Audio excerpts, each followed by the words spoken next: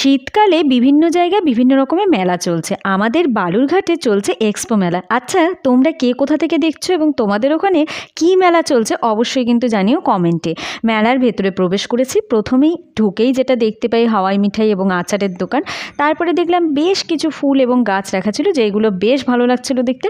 এখন চলে এসেছি মেয়েদের সবার আগে যেদিকে নজর থাকে, মানে ওই একটু জুয়েলারির প্রতি। তো যাই হোক, জুয়েলারি দেখে টেখে এইদিকে চলে এসেছে স্প্রিং পটাটো চিপসের একটা সুন্দর স্টল। আর এখানে আমরা টিকিট কেটেছিলাম 5 টাকার, তাতে ভাগ্যে উঠেছিল চিরুনি আর হাতা।